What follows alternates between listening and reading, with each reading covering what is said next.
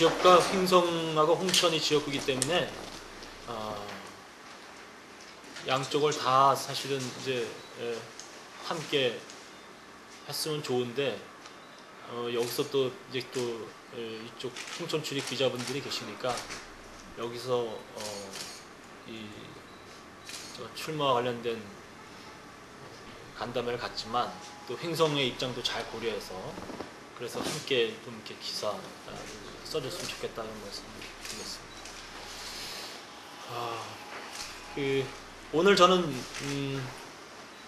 예비 후보자 입후보를 합니다. 예비 후보자 이제 후보자 서류를 제출하고 오늘서부터 이제 공식적으로 19대 총선의 후보자로서의 일정을 시작하려고 하고 있습니다.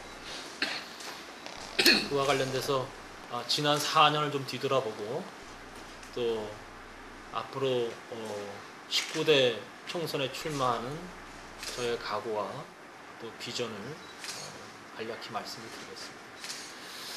무엇보다도 지난 18대 총선에서 저를 국회의원으로 만들어 주셔서 국정의 현장에서 국민의 삶을 보살피고 또 지역의 발전을 위해서 일할 수 있게 선택해 주신 홍천 횡성 국민들께 진심으로 감사의 말씀을 드립니다. 지난 4년 동안은 저에게는 너무 가슴 벅차고 또 의미 있는 날들이었습니다. 국정의 현장에서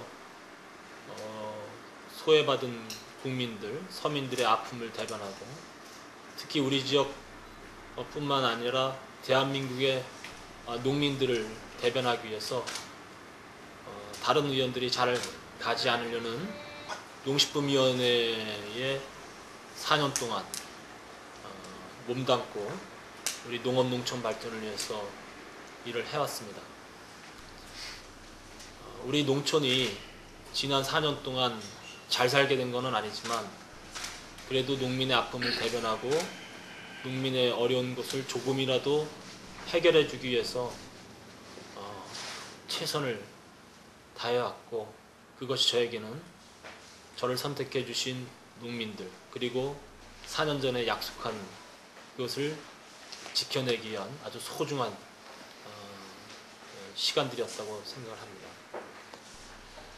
이제 지난 4년 동안에 농가부채 경감특별법을 제정해서 처음으로 농민들의 부채와 관련된 어려움을 덜어주는 법을 제정해서 농민들을 위해서 일을 하고 그리고 농업의 선진화를 위해서 여러 가지 법안들을 만들어내고 특히 농업뿐만이 아니라 우리 임업인들의 여러 가지 또 어려움들을 해결하기 위한 법안들을 제정하고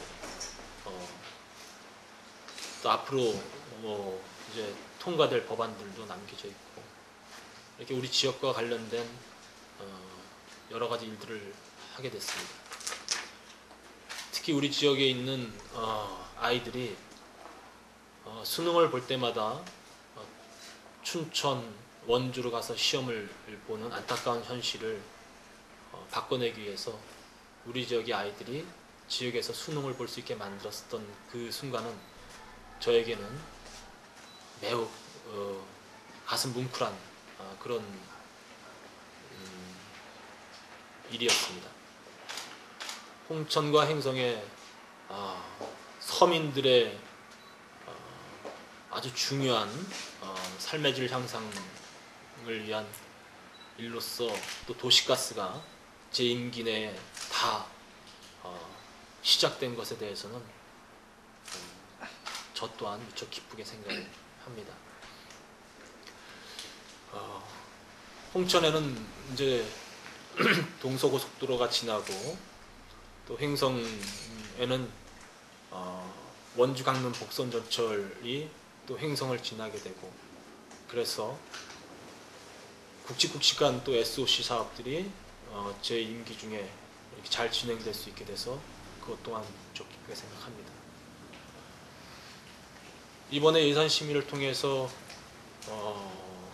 이 남춘천 IC에서 서면으로 진입하는 그 반곡으로 진입하는 국가지원 지방도의 예산을 반영해서 사업이 시작될 수 있게 했고, 횡성에는 6호선 국도 사업이 제대로 추진이 안 됐던 것이 이번에 예산을 반영해서 올해부터 그 사업이 실시하게 돼서 횡성 국민들의 또 수건 사업 또한 이렇게 시작이 된 것이 좀 무척 뜻깊게 생각합니다. 이러한 지역과 관련된 일뿐만이 아니라 저는 국회의원으로서 우리나라의 정치 문화를 바꿔내고 또 한나라당이 국민의 목소리에 맞춰서 일할 수 있도록 늘 쇄신파의 국회의원으로서, 그리고 여야가 갈등하고 싸울 때는 협상파의 국회의원으로서 국회의 질, 그 다음에 정치의 문화가 국민이 원하는 방식으로 바꿔나갈 수 있도록 제가 그 역할을 할 수 있었던 것 또한 저에게는 매우 의미 있었던 일이라고 생각을 합니다. 지금은 박근혜 위원장이 비상대책위원회를 맡아서 한나라당을 위기에서 극복해내고자 하고 있는 상태에서 저를 당 대변인으로 일해달라는 요청이 있으셨고, 그 요청을 받으면서 선거를 얼마 앞둔 시기에 당 대변인이라는 중책을 맡고 있는다는 것이 선거에 혹은 불리할 수도 있고 또 저를 보고 싶어하는 지역 주민들에게 자주 시간을 내지 못한다는 그런 어려움이 있을 거라는 것을 알면서도 대한민국의 정치가 제대로 서고 또 한나라당이 이 위기를 극복하기 위해서 저에게 함께 도와줄 것을 요청한 박근혜 위원장의 뜻을 저버릴 수는 없었습니다. 그래서 저는 이제 당 대변인으로서 이 역할을 충실히 하면서 또 앞으로 다가올 저 자신의 선거를 또 치러내기 위해서 몸이 10개라도 모자랄 정도로 최선을 다해서 임하겠습니다.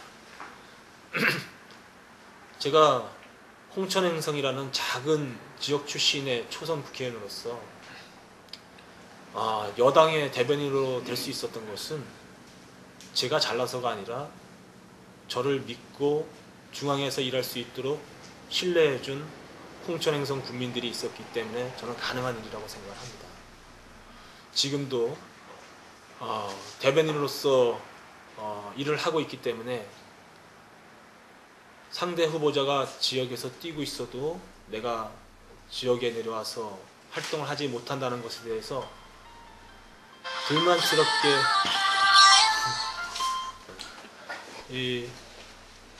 이 부분에 대해서 불만스럽게 생각하시는 것이 아니라 오히려 우리 지역 국회의원이 중앙 정치 무대에서 큰 역할을 해주고, 그리고 한나라당을 위기에서 극복하기 위한 아주 중차대한 일을 하고 있다는 것에 대해서 매우 의미 있게 생각하고, 또한 그 자리가 홍천행성을 다른 지역보다도 더 의미 있게 알리고 또 우리 지역의 품격을 높여줄 수 있는 그런 좋은 역할이라고 격려해 주시는 걸 보면서 저는 지역 주민 여러분들께 깊이 감사의 인사를 드리고 싶습니다.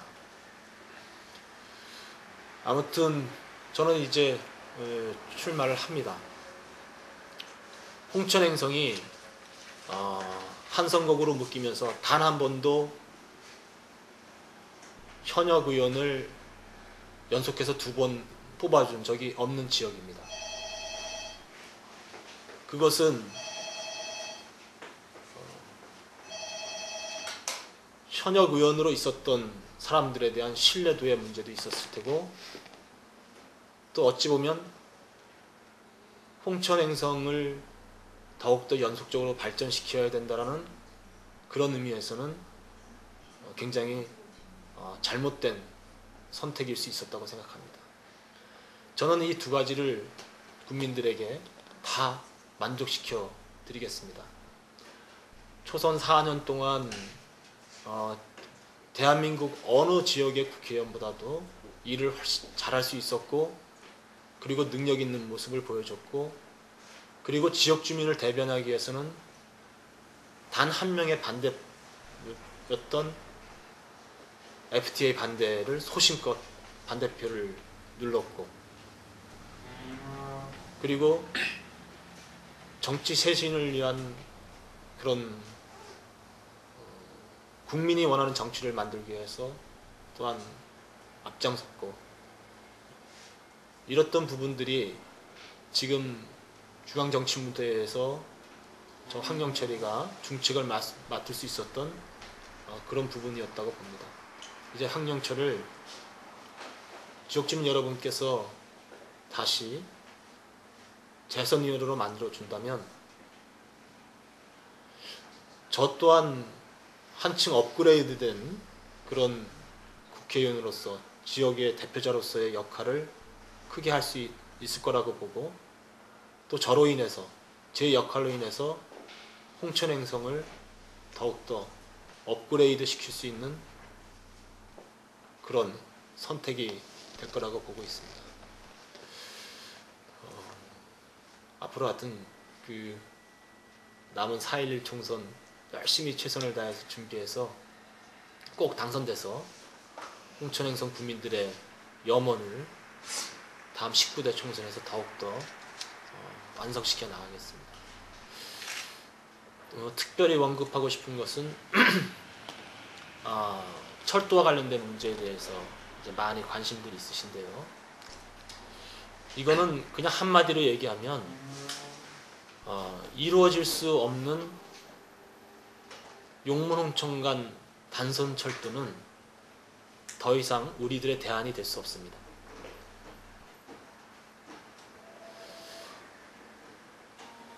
국회의원의 역할은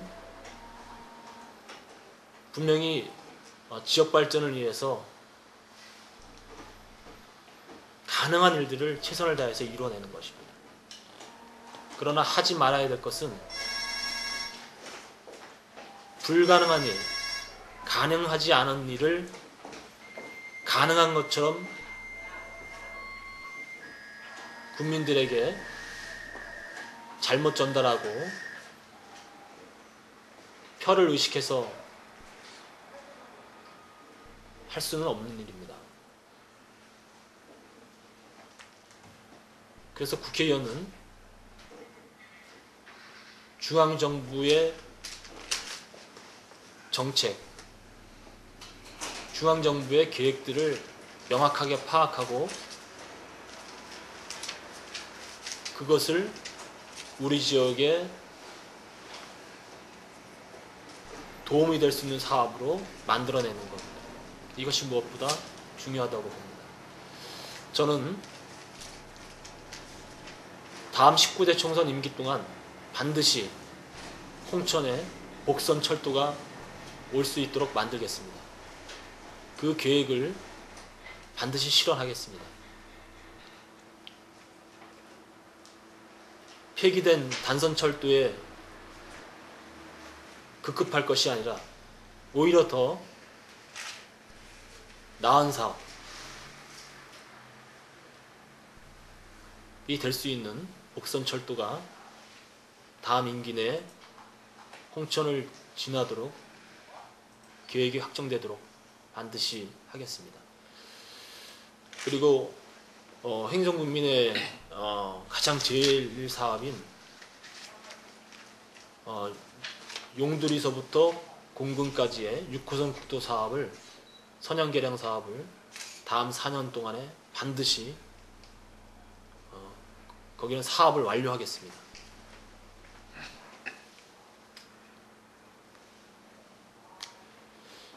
이렇게 되면 홍천에 아주 큰 골간이 되는 SOC, 주민들이 염원하는 SOC 사업들이 이루어질 것이고, 그렇게 되면 제가 매일 홍천에서 서울로다가 출퇴근하면서 홍천행성이 서울에서 얼마나 가까운 곳인가를 몸소 실천하면서 보여주었습니다.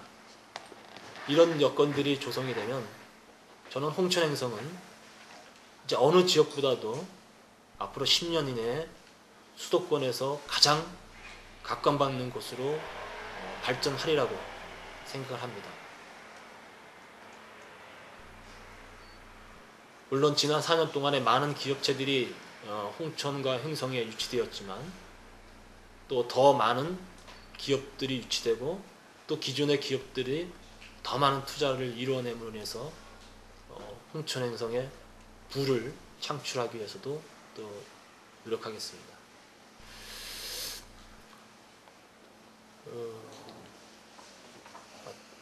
업그레이드된 국회의원과 또 업그레이드된 홍천 행성이 바로 19대 국회의원 활동을 통해서 반드시 보여드리겠다는 말씀을 드립니다. 저 또한 이 문제가 서로가 이 문제를 바라보고 있는 시각들에 대해서 충분하게 국민 앞에서 토론을 하게 되면 저는 무엇이 진실이고 무엇이 거짓이고 그리고 지역 발전을 위해서 어떤 선택이 가장 좋은 선택인지를 저는 국민들이 알게 되리라고 생각을 해서 그 토론을 성실하게 준비를 했습니다. 근데 선관위에서 안 된다고 하는데 그럼 뭐 그렇게 되면 저는 선거운동 기간 중에라도 그 주제만 가지고 따로 토론회를 했으면 좋겠다. 그래서 그 문제에 대해서는 지난번에 제가 군청에서 토론회를 하면서 우리가 홍천 국민들이 대안으로서 용문 춘천 간 KTX 사업을 홍천으로 경유하게 만들자는 사업으로 뜻을 모았고 저는 그 사업을 반드시 19대 임기 동안에 반드시 실천하겠다 라고 생각을 합니다. 그것이 전 올바른 대안이라고 보고요. 그 오마이뉴스인데요. 네. FTA 반대표 던진 거 네. 소신입니까? 소신이죠. 그렇다면 그 비준화 동의안을 네. 비공개로 할 때 대표 발의가 됐는데 네. 그 어떻게 된 내용인지 잘 아세요? 그건 뭐 구체적으로 설명해 주세요. 제가 그때 원내 부대표예요. 그 원내 부대표는 그 원내 이 국회 상황과 관련돼 가지고서 좀 비상한 그런 이제 상황들이 처해지면 다 모든 안을 원내 부대표 이름으로 발의안을 합니다. 그러니까 제가 그건 주도적으로 발의한 그런 안이 아니고요. 원내 부대표가 아니었으면 그 안에 내 이름이 들어갈 이유도 없고요. 그렇습니다. 제가 그 분명히 설명을 했어요. 트위터를 통해서. 그 원내 부대표에는 그 야당 원내 부대표도 다 들어있단 아니죠. 그러니까 한나라당이 그러니까 한나라당 원내 부대표인데 다른 당의 그 다른 당은 반대했으니까 안 넣었죠. 안 넣고. 예. 그러니까 그 원내 부대표의 이름이니까 그냥 대표로 이름이 올라간 것뿐이다 이거잖아요. 말씀하신. 저도 내 이름이 그 처음에 올랐었는데 본회의장 들어가서 얘기하는 거 보니까 내 이름을 처음으로 얘기하길래 아이고 저거 저렇게 되면 조금 좀 듣는 사람이 이상하게 들을 수 있겠다 이런 생각을 했어요. 예, 예. 듣는 사람이 이상할 정도가 아니라 상당히 오해를 하고 있는데. 네, 오해는 푸세요. 예. 그러니까 제가 얘기하지만 원내 부대표가 아니었으면 그 비공개 동의안에 제 이름이 올라갈 이유가 없다 이렇게 말씀하셨죠. 그건 소신이 아니고 아니죠. 당에 따라서. 그렇습니다. 그렇다면 새심파 활동을 하고 있는데 새심파 활동의 명분하고 그 소신과 빈거하고는 좀 다르지 않나요? 비공개 동의안과 관련돼서 제가 얘기했잖아요. 원내 부대표이기 때문에 그것은 제 의지와 상관없이 지도부의 뜻에 따라서 이루어진 거기 때문에 그것마저도 문제를 삼는다면 삼으세요. 3년 전 제가 첫 세비를 타서 송아지 4마리를 사서 뭐 선거법과 관련돼서 직접 나눠줄 수는 없어서 그것을 위탁 관리하게끔 그렇게 했습니다. 그때만 해도 이제 그 우리 송아지 값이 굉장히 좋아서 호황을 누렸었는데 한우 농가들이 굉장히 이제 성공적으로 하고 있었는데 이게 구제역 터지고 그러면서 또 외국산 소고기들이 수입되면서 이 우리나라 한우의 이 국내 시장 점유율이 점점 줄어들게 됐습니다. 우리나라의 국내 소비를 봤을 때 한우 적정 두수가 240만 두라고 하는데 지금 현재 한우 숫자가 두수가 300만 두가 넘고 있습니다. 그러니까 적정 두수보다도 많은 한우들이 지금 양축되고 있고 그것이 가장 큰 저는 공급과 소비의 문제라고 보는데요. 그런 공급과 소비의 문제를 적절하게 못 맞춘 정부에도 좀 책임이 있다고 생각을 합니다. 그래서 이 부분에 대해서 한우값이 늘 이렇게 10년 주기로 이제 올라가서 또 이 고가를 하고 또 10년 또 나도 10년 주기로 이렇게 또 최저가에 떨어지면서 이런 이제 현상들이 계속 반복되고 있는데 이번에는 어쨌든 이런 상황들이 됐기 때문에 제가 봤을 때는 이제 우리가 이번 예산에 300억 예산을 세워서 암소 도태 자금을 편성을 했습니다. 그렇게 하고 며칠 전에 알아보니까 기재부가 이 상환 연기까지는 논의가 되는데 농식품부하고 이 상환 자금이 지금 1% 이자인데 연기를 해주다 보니까 이거 3%로 올리겠다는 얘기를 좀 하더라고요. 그래서 절대 안 된다. 그렇게 하면은 이 위기의 농민들에게 도움을 주기보다는 어려움을 주는 수도 있다라고 생각해서 이걸 강력하게 농식품부 장관하고 우리 이주영 정책위 의장에게 얘기를 했습니다. 그래서 그 부분에서는 다시 논의를 하는 걸로 그렇게 해서 정부와 논의가 이루어질 거라고 보고 있고요. 어쨌든 FTA가 또 이렇게 타결되면서 우리 이제 그 축산농가들이 앞으로 시장에 대한 전망이 굉장히 좀 어려운 전망을 하고 있는 겁니다. 그러다 보니까 그 시장이 좋을 거라고 생각하면 송아지를 더 입식하고 그런 것들을 할 텐데 그런 것들 또한 그래서 송아지 값이 떨어지게 만드는 요인이 되고 있죠. 그래서 이런 여러 가지 것들을 장단기적으로 대책을 만들어서 분명히 중앙 업무하고 이제 지역 업무하고 충돌이 될 때가 많을 텐데요. 그런 꼭 와달라고 막 요청을 하는 사례가 빗발칠 때는 어떻게 대처를 하실 생각이신지? 현실적으로 이제 우리 비상대책위원회가 이제 출범을 해서 설 전에 이제 대체적인 이제 그 시급한 그 비상대책의 안을 마련되는 것은 어느 정도 좀 마무리가 될 것 같아요.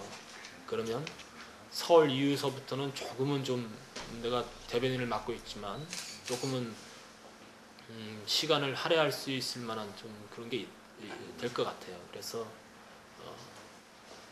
설 명절서부터는 가능하면 지역에 좀 더 많은 시간을 내보려고 하는데 재선에 성공하면 내가 어떤 상임위를 가는 게 좋겠는지를 주민들하고 상의해서 결정을 할 텐데 저 개인적으로는 앞서 얘기했지만 홍천에 철도를 오게 만들고 또 횡성에도 이 굵직굵직한 SOC 사업들이 필요로 하고 그러기 때문에 다음에는 이런 일들을 잘 해낼 수 있는 상임위로 가야 되지 않겠는가 이런 생각은 개인적으로 합니다. 이 문제는 다 관심 있죠. 관심 있는데 그러니까 거기에 갑천고등학교가 갑천 지역 주민들이 그 갑천 고등학교의 축구팀을 통해서 그나마 학교를 살려보자라는 그런 생각과 또 거기에 또 유능한 또 감독이 와서 그런 것과 서로 이 뜻이 맞아서 그렇게 됐던 거죠. 운영상에 잘못된 부분이 있으면 저는 그런 측면에서 문제를 해결했으면 좋겠다는 생각이 들고요. 지역에 있는 작은 학교가 오죽하면 축구부를 만들어서라도 지역 주민들이 학교를 유지하고 싶어 하겠습니까? 그것이 우리 소위 말해서 우리 지역의 작은 면 단위의 고등학교의 현실입니다. 중학교도 유지하기 힘들고 초등학교도 유지하기 힘든데요. 그래서 이걸 살아나기 위한 방법으로서 여러 가지 방법을 썼다고 지역 주민들이 썼다고 보고요. 운영상의 잘못된 부분은 또 그 잘못대로 또 해결해 나가야 될 부분이라고 저는 봅니다. 지역에 있는 학교들이 지역에 있는 주민들만으로는 채워지지 못하고 그런데 학교는 계속 유지하고 싶고 저도 갑천고등학교에 제가 그 얘기해가지고 인조 잔디구장을 깔아줬어요. 그러니까 저로서는 그것도 깔아달라는 것이 지역 주민들의 요구였고요. 그렇게 해서 서로 상생하면서 가겠다고 했던 부분이기 때문에 그런 뭐 잘못된 부분들은 잘 해결해서 서로가 상생하는 그런 역할을 해줬으면 좋겠다 이렇게. 됐으면 됐다고 얘기했어요.